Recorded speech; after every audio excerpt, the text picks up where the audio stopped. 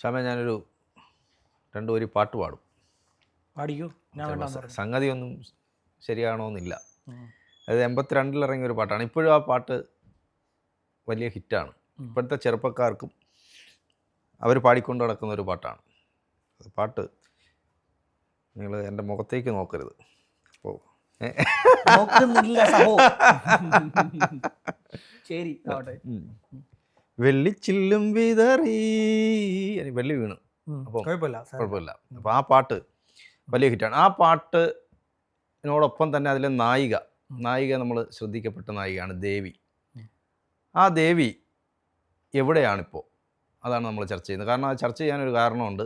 ദേവിയെക്കുറിച്ചുള്ള ഒരു യൂട്യൂബ് വീഡിയോയുടെ താഴെ ദേവിയുടെ മകൾ കമൻ്റ് ചെയ്തിരിക്കുന്നു. ആ അമ്മ എവിടെയാണെന്നുള്ളത് കമൻ്റ് ചെയ്തിരിക്കുന്നു. അതുകൊണ്ടാണ് നമ്മളിത്, അതായത് സിനിമയിൽ രക്ഷപ്പെടാതെ പോയ ഒരു നടി, ഇത്രയും സൗന്ദര്യമൊക്കെ ഉണ്ടായിട്ടും രക്ഷപ്പെടാതെ പോയ ഒരു നടി. അതെ, കഴിഞ്ഞ ദിവസം ഞാൻ എൻ്റെ ചാനലായിട്ടുള്ള വാക്കുത് ശ്യാമിൽ റാണി പത്മിനിയെ കുറിച്ച് പറഞ്ഞിരുന്നു.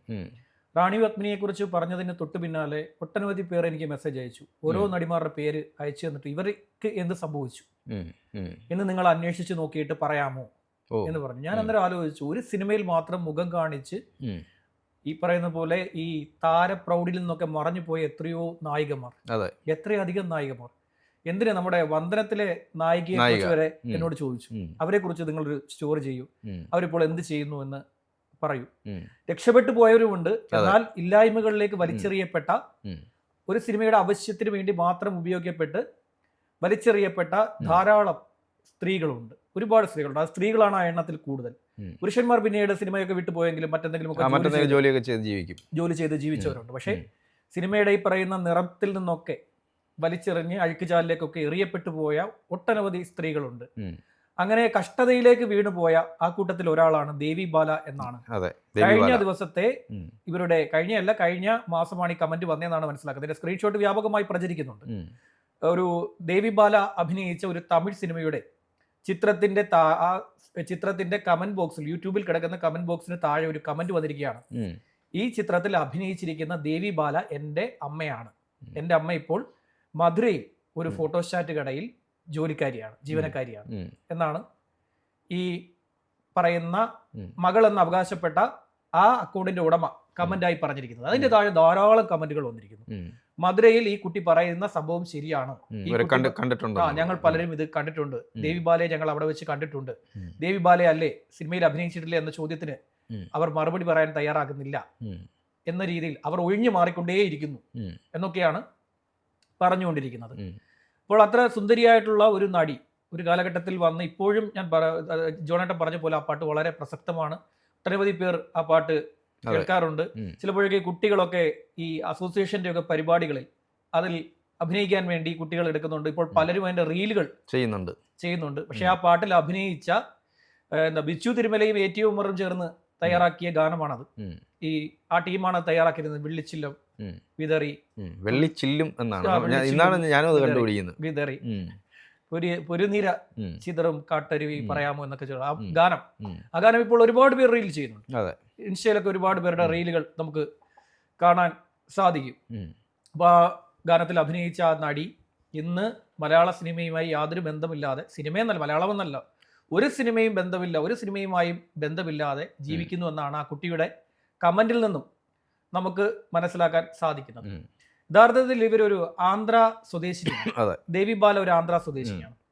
ആന്ധ്ര സ്വദേശിയായിട്ടുള്ള ഒരു നാട്ടുവൈദ്യന്റെ ഏക മകളാണ് ഈ ദേവി ബാല. അവർ നാട്ടുവൈദ്യവുമായി ബന്ധപ്പെട്ട് പണ്ട് കോടമ്പക്കത്തേക്ക് താമസം മാറിയ ഒരു കുടുംബമാണ്.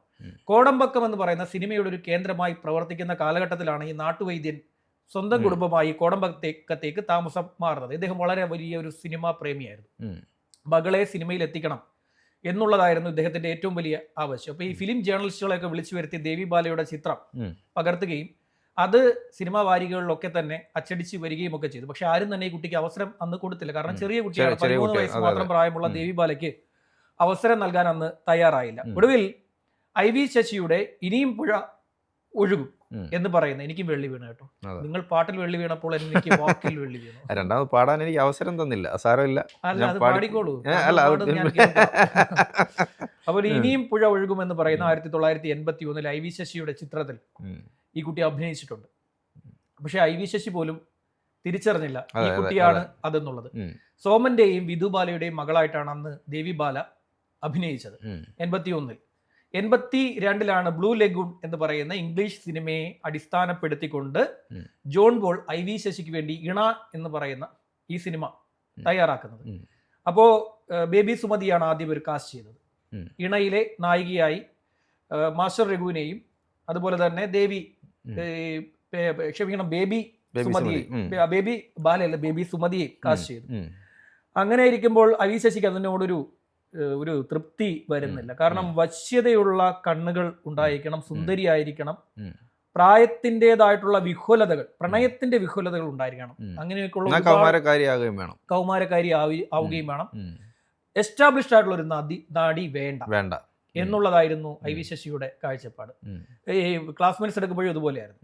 ക്ലാസ്മേറ്റ്സ് എടുക്കുന്ന സമയത്ത് എസ്റ്റാബ്ലിഷ്ഡ് ആയിട്ടുള്ള ഒരു നടിയായിട്ട് ഈ പറയുന്ന കഥാപാത്രം വരാൻ പാടില്ല. എസ്റ്റാബ്ലിഷ്ഡ് ആയിട്ടുള്ള ഒരു നടി വന്നു കഴിഞ്ഞാൽ, റസിയ എന്ന് പറയുന്ന കഥാപാത്രമായി എസ്റ്റാബ്ലിഷ്ഡ് ആയിട്ടുള്ള ഒരു നടി വരികയാണെങ്കിൽ ആ സൈഡിൽ കൂടെ അങ്ങോട്ടും ഇങ്ങോട്ടും കടന്നു പോകുന്ന ആ നടി ഉണ്ടല്ലോ, അവർക്ക് എന്തോ ഈ സിനിമയിൽ റോളുണ്ട്. പ്രേക്ഷകൻ ആദ്യം തൊട്ടേ ചിന്തിക്കും. ആ കഥ മൊത്തം കേട്ട കാവ്യമാധവൻ ആദ്യം ആഗ്രഹിച്ചത് അതാവണമെന്നായിരുന്നു എന്ന് പിന്നീട് അദ്ദേഹം ലാൽ ജോസ് പറഞ്ഞിട്ടുണ്ട്. കാവ്യമാധവന് ഏറ്റവും വലിയ ആഗ്രഹം ആ കഥാപാത്രം താനാവാം എന്നാണ് പറഞ്ഞത്. പക്ഷേ ലാൽ ജോസ് പറഞ്ഞ് മനസ്സിലാക്കി കൊടുത്തു, നിങ്ങളാവുകയാണെങ്കിൽ ആദ്യം തന്നെ പിടിക്കപ്പെട്ടു. റസിയ എന്ന് പറയുന്ന കഥാപാത്രം, താങ്കളൊരു എസ്റ്റാബ്ലിഷ്ഡ് ആയിട്ടുള്ള നടിയാണല്ലോ, അതുപോലെ എസ്റ്റാബ്ലിഷ്ഡ് അല്ലാത്ത ഒരു നടി വേണമെന്ന് IV ശശി ആഗ്രഹിച്ചു. അങ്ങനെയാണ് ഈ സിനിമയിലേക്ക് ഈ കുട്ടിയെ കണ്ടെത്തുന്നത്. ഈ കുട്ടിയെ കണ്ടെത്തിക്കൊണ്ട് CK ദിനകരൻ എന്ന് പറയുന്ന സഹസംവിധായകനാണ്, IV ശശിയുടെ സഹസംവിധായകനായിട്ടുള്ള CK ദിനകരൻ ഇവരെ കൊണ്ടുവന്ന് ഇദ്ദേഹം കണ്ടപ്പോൾ തന്നെ ഇദ്ദേഹത്തിന് നേരത്തെ തന്നെ അറിയാം ഒരു നടി, അതുപോലെ തന്നെ ഇതിന് താൻ ഉദ്ദേശിക്കുന്ന എല്ലാ കാര്യങ്ങളും ഈ കുട്ടിയിലുണ്ട് എന്ന് കണ്ടെത്തിയതോടുകൂടി ഈ സിനിമ പിറക്കുകയാണ്. ഇണ എന്ന് പറയുന്ന സിനിമ പിറക്കുകയാണ്. ഒരു കാടിന്റെ അന്തരീക്ഷം, കുടുംബത്തിൽ ഒരുപാട് പ്രശ്നങ്ങളുള്ള 2 കുട്ടികൾ നാട് വിടാൻ തീരുമാനിക്കുകയും അവർ കാട്ടിൽ പെടുകയും കാട്ടിൽ നിന്നവർ ഒരു കുടുംബത്തിലേക്ക് എത്തുകയും കാഞ്ചന റഷീദ് അഭിനയിച്ച കഥാപാത്രം, എനിക്ക് തോന്നുന്നു അവർ മാത്രമായിരുന്നു എസ്റ്റാബ്ലിഷ്ഡ് അല്ലേ, ബാക്കി എല്ലാവരും നവാഗതരായിരുന്നു. മസ്രഗുനെ നമുക്കറിയാം, അവളുടെ രാവുകളിലൂടെ ഒക്കെ അറിയാവുന്ന അത്യാവശ്യം അറിയപ്പെടുന്ന ആളാണ്. ബാക്കിയെല്ലാം നവാഗതരായിട്ടാണ് വന്നത്. വളരെ ലോ ബഡ്ജറ്റിൽ നിർമ്മിച്ച ഒരു ചിത്രം. എനിക്ക് തോന്നുന്നു പിന്നെ രാമേന്ദ്രനായിരുന്നു അത് നിർമ്മിച്ച ആ ചിത്രം നിർമ്മിച്ചത്. പക്ഷേ തിയേറ്ററിൽ ഈ ചിത്രം പൂർണ്ണമായും പരാജയപ്പെട്ടു പോയി. അതോടുകൂടി അന്നത്തെ ഈ അന്ധവിശ്വാസത്തിന്റെ അടിസ്ഥാനത്തിൽ, അന്ധവിശ്വാസങ്ങളാണല്ലോ സിനിമയെ അന്നത്തെ എന്നല്ല ഇന്നും അന്ധവിശ്വാസങ്ങളാണ് സിനിമകളെ നിയന്ത്രിക്കാറുള്ളത്. അന്ധവിശ്വാസം ഉള്ളതുകൊണ്ടെന്ന് വളരെ പ്രഗത്ഭരായ പല നടിമാരും വീട്ടിലിരിക്കുകയാണ്. അതെ. അപ്പോൾ ആദ്യമേ തുടക്കത്തിലെ പരാജയപ്പെട്ട ഒരു നടിയായി ഇവരെ കണക്കാക്കപ്പെട്ടു. അതിനുശേഷം നിറമുള്ള രാവുകൾ എന്ന് പറയുന്ന ഈ ശങ്കരൻ നായരുടെ ഒരു സിനിമയിൽ ഇവർ അഭിനയിച്ചെങ്കിലും അതിലും ആരും ശ്രദ്ധിച്ചില്ല. പിന്നീട് കുറെ ഹോട്ട് സിനിമകളിലൊക്കെ തന്നെ അഭിനയിച്ചു. പക്ഷെ കാര്യമായി എവിടെയും ഒരു റോൾ കിട്ടിയില്ല. ഒരു ഘട്ടത്തിൽ ഈ പറയുന്ന പോലെ തനിക്ക് ഈ പറയുന്ന പോലെ ഡ്യൂപ്പിന്റെ ആവശ്യം പോലും വേണ്ട, ഞാൻ അഭിനയിക്കാം, ആ തുക കൂടി എനിക്ക് തരൂ, 1000 രൂപയാണ് ഡ്യൂപ്പിന് കൊടുക്കുന്നത്. അതെ, അതുപോലും എനിക്ക് തരൂ, ഞാൻ അഭിനയിക്കാം, 2000 നാട്ടുകാർ ഞാനാണെന്നേ കരുതുകയുള്ളൂ, അപ്പൊ പിന്നെ എന്തിനാണ് ഞാൻ അഭിനയിക്കുന്നത്? അത്രത്തോളം ഗതികെട്ട അഭിനയിക്കേണ്ടി വന്ന ഒരു സാഹചര്യം ആ നടിക്കുണ്ടായിരുന്നു. പക്ഷെ നല്ല കഴിവുള്ള നടിയായിരുന്നു. ഒപ്പം IV ശശിയുടെ ഡയറക്ഷൻ, ഇണ സിനിമ കണ്ടു കഴിഞ്ഞാൽ എല്ലാവരും കണ്ടുകൊണ്ട് സിനിമയാണ്. അതിൽ അവർ എന്താ പറയുക, വളരെ റിയലിസ്റ്റിക് ആണ് സിനിമ. IV ശശിയുടെ പാറ്റേണിൽ നിന്നും മൾട്ടി സ്റ്റാർ ചിത്രങ്ങളിൽ കിടന്ന് കറങ്ങിക്കൊണ്ടിരുന്ന ഒരു സംവിധായകൻ ഇത്തരത്തിലൊരു റിയലിസ്റ്റിക് പാറ്റേൺ പിടിക്കുക അദ്ദേഹത്തിന്റെ പാറ്റേൺ ആയിരുന്നില്ലല്ലോ. ആ പാറ്റേണിൽ നിന്നൊക്കെ മാറി ഒരു സിനിമ ചെയ്തിട്ട് അദ്ദേഹത്തിന് അതിൽ വിജയം കണ്ടെത്താൻ സാധിച്ചില്ല. അദ്ദേഹം തിരിച്ച് തന്റെ പഴയ രീതിയിലുള്ളതിലേക്ക് പോയി, മൾട്ടി സ്റ്റാർ ചിത്രങ്ങളിലേക്ക്, കരൺ എന്ന പേരിലേക്ക് മാസ്റ്റർ രഘു മാറുകയും അയാൾ തമിഴ് സിനിമകളിലേക്ക് മാറുകയും. പക്ഷേ ഈ പാവം ദേവിബാല മാത്രം എങ്ങും എത്താതെ ആ നാട്ടുവൈദ്യന്റെ മകൾ ഒടുവിൽ കോടമ്പക്കത്ത് നിന്നും പോകേണ്ടി വന്നു എന്നുള്ളതാണ്. ഈ അന്നത്തെ സിനിമയിൽ അഭ്രപാളിയിൽ എന്ത് കാണുന്നു ആ രീതിയിലാണ് ജനം വിശ്വസിക്കുക. ദേവിബാലയുടെ ശരീരത്തിന് പലരും വില ചോദിക്കാൻ തുടങ്ങി. അതോടുകൂടി മകളുമായി നാട് വിടേണ്ട അവസ്ഥയിലേക്ക് ആ കുടുംബത്തിൽ എത്തപ്പെട്ടു എന്നാണ് അന്നത്തെ മാസികകൾ. ഇത് ഒരുപാട് തിരയേണ്ടി വന്നു കേട്ടോ. നമ്മൾ ജനിക്കുന്നതിന് മുമ്പേ ഇറങ്ങിയ ചിത്രമാണ്, ജനിക്കുന്നതിന് മുമ്പേ അഭിനയിച്ച നടിയാണ്. അപ്പോൾ തിരയണമ്പോൾ നമ്മൾ ഒരുപാട് അന്വേഷിക്കേണ്ടി വരും. നമ്മളിതൊന്നും എന്താ പറയുക, ഇവരെ ആരെയും കണ്ടവരോ ഒന്നുമല്ലല്ലോ. ഒരുപാട് അന്വേഷിച്ചാൽ മാത്രമേ ഇത് പറയാൻ പറ്റുകയുള്ളൂ. ഒരുപാട് നമ്മൾ റിസർച്ച് നടത്തിയാലേ ഇങ്ങനെ കുറെ കഥകൾ ഇതിൽ നിന്ന് കിട്ടുകയുള്ളൂ. റാണി പത്മിനിയുടെ പോലും വളരെ ബുദ്ധിമുട്ടേണ്ടി വരും. റാണി പത്മിനിയുടെ വിക്കിപീഡിയ പറയുന്ന കഥകളേ അല്ല. തമിഴിലേക്ക് അന്വേഷിച്ച് പോകുമ്പോൾ, ഇംഗ്ലീഷ് ജേണലുകളൊക്കെ തപ്പി പോകുമ്പോൾ റാണി പത്മിനിയുടെ കഥ ഇതൊന്നുമല്ല. നമ്മൾ വിക്കിപീഡിയയിൽ കാണുന്ന കഥയേ അല്ല റാണി പത്മിനിയുടെ. അതിൽ പിന്നെ ഒരുപാട് കഥാപാത്രങ്ങൾ കുറേ എന്താ പറയുക ഇങ്ങനെ വരുന്നുണ്ട്. ഒരുപാട് ജേണലുകൾ നമ്മൾ റിസർച്ച് ചെയ്താൽ മാത്രമേ കിട്ടുകയുള്ളൂ. ഇതും അതുപോലെ തന്നെ ഒരുപാടിടത്ത് നമ്മൾ തപ്പിയടക്കണം. അപ്പോൾ ഏറ്റവും അവസാനം അവരെ കോടമ്പക്കത്ത് പല മുതലാളിമാരും വീട് തേടി വന്ന് കഥകിന് കൊട്ടുന്ന, അവരുടെ ഡ്രൈവർമാർ വന്ന് കഥകിന് കൊട്ടുന്ന അവസ്ഥ ദേവിബാലയ്ക്ക് വന്നു ചേർന്നു. അങ്ങനെ ഈ കഥകിന് കൊട്ടൽ സ്ഥിരമായതോടുകൂടി സിനിമാ മോഹം ഇതൊരു എന്താ പറയുക, ഇതൊരു തട്ടിപ്പ് കേന്ദ്രമാണ്, മാംസ വിപണിയാണെന്ന് മനസ്സിലാക്കിയ കുടുംബം അവിടെ നിന്ന് വിട്ടുപോയി എന്നാണ് ഒരു ജേണലിൽ പറയുന്നത്. ഒരുപാട് മലയാളം ജേണലുകളിലും മലയാളം ന്യൂസുകളിലും ഒക്കെ തന്നെ ഇതിൻ്റെ പലരും ചെയ്തു വെച്ചിട്ടുണ്ടല്ലോ. അങ്ങനെ അവർ കടന്നുപോയി. വേറെ സിനിമയിൽ നിന്നും കടന്നുപോയി അവരെയാണ് ഇപ്പം ഇത്രയധികം വർഷങ്ങൾക്ക് ശേഷം അവർ അഭിനയിച്ച ഒരു സിനിമയുമായി ബന്ധപ്പെട്ട അതിൻ്റെ താഴെ മകളാണെന്ന് പറഞ്ഞ് കമന്റ് വന്നിരിക്കുന്നത്. ചില നടിമാരൊക്കെ മരണത്തിലേക്ക് പോയിട്ടുണ്ട്. ചില നടിമാരൊക്കെ 22ാമത്തെ വയസ്സിലാണ് നമ്മുടെ ആകാശഗംഗയിലെ നടി ആത്മഹത്യ ചെയ്തു കളഞ്ഞത്. വിഷാദ രോഗത്തിന് ചികിത്സയിലായിരുന്നു. സഹോദരനൊരു കത്ത് എഴുതി വെച്ചിട്ട് അവർ ആത്മഹത്യ ചെയ്തു. സിൽക്ക് സ്മിത, സിൽക്കും പ്രത്യേകമായിട്ടുള്ളൊരു സാഹചര്യത്തിൽ അതിൽ ഏറ്റവും അവസാനം നമ്മൾ സിൽക്കിനെ കുറിച്ച് തിരക്കി പോവുകയാണെങ്കിൽ ഏറ്റവും അവസാനം അവരുമായി ബന്ധപ്പെട്ട് വന്നിരിക്കുന്ന ജേണലിൽ വന്നിരിക്കുന്നത് നമ്മുടെ മധുബാൽ പറഞ്ഞിരിക്കുന്ന ഒരു കാര്യമാണ്. സിൽക്കിനൊരു വിവാഹിതയാകണമെന്നും ആഗ്രഹമുണ്ടായിരുന്നു, ഒരു കുഞ്ഞിൻ്റെ അമ്മയാകണമെന്നും ഒക്കെ ആഗ്രഹമുണ്ടായിരുന്നു. താനൊരു സിനിമയിൽ അവരെ വിവാഹം കഴിക്കുന്ന രംഗമുണ്ടായപ്പോൾ അവർ തന്നോട് പറഞ്ഞു, ജീവിതത്തിൽ എനിക്ക് എന്തെങ്കിലും ഇതൊന്ന് സാധിക്കണമെന്ന് ഒരുപാട് ആഗ്രഹമുണ്ടായിരുന്നു എന്നൊക്കെ മധുബാൽ പറയുന്നു. അതൊരു ഏറ്റവും അവസാനം നമ്മൾ സിൽക്കുമായി തിരങ്ങിപ്പോയപ്പോൾ ഇങ്ങനെ കുറെ നടിമാരുടെ കഥകൾ, അവരൊക്കെ എവിടെയായിരുന്നു, അവർക്കൊക്കെ എന്താണ് സംഭവിച്ചത് നമ്മളിങ്ങനെ തിരഞ്ഞു പോയപ്പോൾ സിൽക്കിനെ പറ്റി തിരഞ്ഞപ്പോൾ കിട്ടിയ ഏറ്റവും അവസാനത്തെ ഒരു വാർത്ത ഇതാണ്. അതിനും പിന്നെ വാർത്തകളൊന്നും വന്നിട്ടില്ല. ശ്രീവിദ്യയെക്കുറിച്ച് തിരക്കിയപ്പോൾ അവരുടെ വീട് ഇങ്ങനെ അനാഥമായി കിടക്കുന്ന കുറെ സാധനങ്ങൾ വരികയുണ്ടായി. പുതിയ കുട്ടികൾ ഇങ്ങനെ തിരക്കി പോകുന്നുണ്ട് കേട്ടോ. വ്ലോഗർമാർ ഇങ്ങനെ അവർ തിരക്കി പോകുന്നുണ്ട്. പഴയ കുഴിമാടങ്ങൾ, അതുപോലെ തന്നെ പഴയ നടിമാർ, അവരുടെ കുഴിമാടങ്ങൾ, അല്ലെങ്കിൽ അവരെവിടെ ജീവിക്കുന്നു, അവരുടെ സാഹചര്യം എന്താണ്. ജയന്റെ കുഴിമാടത്തിന്റെ മുകളിൽ കല്ല് വാരിയിട്ടിരിക്കുകയാണ്. ഈ അടുത്തിടയ്ക്ക് ഒരു കുട്ടി പോയി കണ്ടുപിടിച്ചു. അദ്ദേഹത്തിന്റെ കുഴിമാടത്തിന്റെ മുകളിൽ കല്ലുകളൊക്കെ വാരിയിട്ട് എവിടാണ് കുഴിമാടം എന്ന് പോലും അറിയാൻ പറ്റാത്ത രീതിയിൽ ആക്കപ്പെട്ട് കിടക്കുന്നു എന്നുള്ളതാണ് അദ്ദേഹത്തിന്റെ കാര്യത്തിൽ പറയുന്നത്. നമ്മൾ അത്ഭുതപ്പെട്ടു, ഇവരിതൊക്കെ എങ്ങനെ കണ്ടുപിടിക്കുന്നു. എന്തായാലും അവർ തേടി കണ്ടുപിടിക്കുന്നു. അവർ ഒരു 2 വീലർ ആണെങ്കിലും ഒരു ഉപയോഗിച്ചുകൊണ്ട്, നല്ല 2 വീലർ ആയിരിക്കും, അതിൽ ഇറങ്ങി ക്യാമറയുമായി പോയി. അത് വളരെ നല്ലൊരു കാര്യമാണ്. സ്ഥിരം പാറ്റേൺ ഒക്കെ വിട്ടിട്ട്, ഇവർ ജേർണലിസം ഒന്നും പഠിച്ചവരല്ല, ജേർണലിസം പഠിക്കാത്തവരാണ് ഏറ്റവും നല്ല ജേർണലിസ്റ്റ്. ശരി, സത്യം.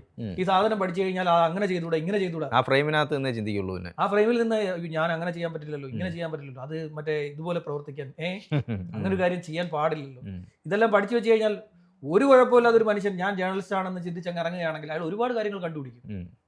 അയാൾ ഒരുപാട് കാര്യങ്ങൾ കണ്ടുപിടിച്ച് ഒരുപാട് കാര്യങ്ങൾ നാട്ടുകാരെ, ജനങ്ങളെ അറിയിച്ചു കൊടുക്കും. ഇവനൊന്നും ജേർണലിസം പഠിച്ചില്ല, ഇവനെങ്ങനെ ജേർണലിസ്റ്റ് ആയെന്നൊക്കെ ചോദിക്കാനേ പാടില്ല. അവർ നമ്മളെക്കാൾ വളരെ കാലിബർ ഉള്ളവരാണ്. നമ്മളെക്കാരെന്നല്ല, നമ്മൾ ഏറ്റവും താഴെയുള്ളവരാണ്, നമ്മളല്ല ഞാൻ. അപ്പോൾ അങ്ങനെയുള്ള ആളുകൾ ഒരുപാട് കണ്ടുപിടുത്തങ്ങൾ നടത്തുന്നുണ്ട്. നമ്മൾക്കും അവരിൽ നിന്നാണ് പല വിവരങ്ങളും പല അറിവുകളും കിട്ടുന്നത്. ഏതായാലും ദേവിബാല എന്ന് പറയുന്ന ആ ഒരു എന്താ പറയുക നടിയെ നന്നായി അഭിനയിച്ചിട്ടുണ്ടല്ലോ. അതുകൊണ്ട് തന്നെ വിട്ടുപോയ പലരും പിന്നീട് തിരിച്ചു വന്നിട്ടുണ്ട്. അതിനകത്ത് വേറൊരു പ്രധാനപ്പെട്ട കാര്യം, ഈ സിനിമ അന്ന് പരാജയപ്പെട്ടെങ്കിലും പിന്നീട് പലതവണ റീറിലീസ് ചെയ്തിട്ടുണ്ട്. ആ സമയത്തെല്ലാം ഈ സിനിമ വിജയമായിരുന്നു. ഇതിന് വലിയ വിവാദമായിട്ടുണ്ട്. ഇതിനിടയിൽ ബിറ്റ് കുത്തി റൈറ്റ് വാങ്ങിച്ചിട്ട് ഇതിന്റെ ഇടയിൽ ബിറ്റ് കുത്തി കയറ്റിയിട്ട് തമിഴ്നാട്ടിലും ആന്ധ്രയിലും ഒക്കെ ഇത് പ്രദർശിപ്പിച്ചു. അതൊരു വലിയ വിവാദമായിരുന്നു. അന്ന് ഇത് കേസിലേക്കൊക്കെ പോയതാണ്. റിലീസ് ചെയ്യാൻ കാരണമെന്ന് പറയുന്നത്, അന്ന് തിയേറ്ററുകളിൽ സിനിമ എത്താത്ത സമയങ്ങളിൽ എല്ലാവരും ഇണ അന്വേഷിച്ച് ചെന്നു തുടങ്ങി. ഇണയിലെ ഹോട്ട് സീനുകളൊക്കെ വെച്ച് പോസ്റ്ററുകൾ പതിച്ചു, ഹൗസ്ഫുൾ ബോർഡുകൾ വെക്കേണ്ടി വന്നു പല. ആ കാലഘട്ടത്തിലെ യുവാക്കളുടെ ഏറ്റവും വലിയ മാദക സുന്ദരിയായിട്ട് ദേവിബാല മാറ്റപ്പെട്ടു. ഇണയിലെ പല സീനുകളും ആ രീതിയിൽ അവതരിപ്പിക്കപ്പെടാൻ കാരണം റിയലിസ്റ്റിക് സിനിമയാണ്. രംഗങ്ങളാണ് അതിനെ പലതും റിയലിസ്റ്റിക് ആയിട്ട് മാക്സിമം റിയലിസ്റ്റിക് ആയിട്ട് എടുക്കാൻ ഐ വി ശശി ഇക്കാര്യത്തിൽ ശ്രമിച്ചിട്ടുണ്ട്. അദ്ദേഹത്തിൻ്റെ ഒരു ഐഡിയ ആ രീതിയിൽ വർക്കൗട്ടാക്കി എടുക്കാൻ അദ്ദേഹം മാക്സിമം ശ്രമിക്കുക കൂടി ചെയ്തിട്ടുണ്ട്. പിന്നെ കാടിൻ്റെ അന്തരീക്ഷം, കാടിൻ്റെ വന്യതയൊക്കെ നല്ല രീതിയിൽ ഒപ്പിയെടുത്തൊരു ചിത്രം കൂടിയാണ് ഈ പറയുന്ന സിനിമ. ഏതായാലും അവർ കഷ്ടതയാണ് അനുഭവിച്ചുകൊണ്ടിരിക്കുന്നതെങ്കിൽ ക്ലാസ്മേറ്റ്സിൽ പറയുന്നത് വർഷങ്ങൾക്കപ്പുറം നമ്മൾ ആരെങ്കിലും ബുദ്ധിമുട്ടുന്നുണ്ട് എന്നുണ്ടെങ്കിൽ അവരെ സഹായിക്കാൻ മറ്റുള്ളവർ തയ്യാറാകണം. ഇന്ന് സിനിമ വളരെ വലിയ എന്താ പറയുക, എല്ലാ അർത്ഥത്തിലും പണവും പ്രതാപവും ഒക്കെ ഉള്ളൊരു സ്ഥലമാണ്. അതുകൊണ്ട് ആ സ്ഥലത്ത് അതിൻ്റെ തുടക്കക്കാരെയൊക്കെ മറക്കാൻ പാടില്ല. അങ്ങനെ ആരെങ്കിലും കഷ്ടത അനുഭവിക്കുന്നുണ്ടെങ്കിൽ ഇത്തരം സിനിമാ സംഘടനകൾ അവരെ കണ്ടെത്തി സഹായിക്കാൻ കൂടി തയ്യാറാവണം. അതൊരു നന്മയുടെ ഭാഗമാണ്. തമ്മിൽ തല്ലുകയും കല്ലെറിയലും സിനിമയെ തോപ്പിക്കാനും ഒക്കെ നടക്കാതെ, സിനിമയെ തോപ്പിക്കാൻ ഏതെങ്കിലും ഒരു നടന്റെ സിനിമ ഇറങ്ങിയാൽ അതിനെ തോപ്പിക്കാനും ഒക്കെ നടക്കാതെ അന്നം തരുന്ന സംവിധാനത്തിനെ ഇല്ലാതാക്കുക. കഴിക്കുന്ന ആഹാരത്തിൽ മൂത്രമൊഴിച്ച് വെക്കുന്ന പരിപാടികളാണ് ഇവിടെ പലരുടെയും. മണ്ണുവാരിയിടുക, മണ്ണുവാരിയല്ല, മൂത്രമൊഴിക്കുക. അത്രയ്ക്ക് ഇത് മൂത്രമൊഴിച്ച് വെക്കുന്ന പരിപാടികളൊക്കെയാണ് ഇവരുടെ കയ്യിൽ ഇപ്പോൾ ഇരിക്കുന്നത്.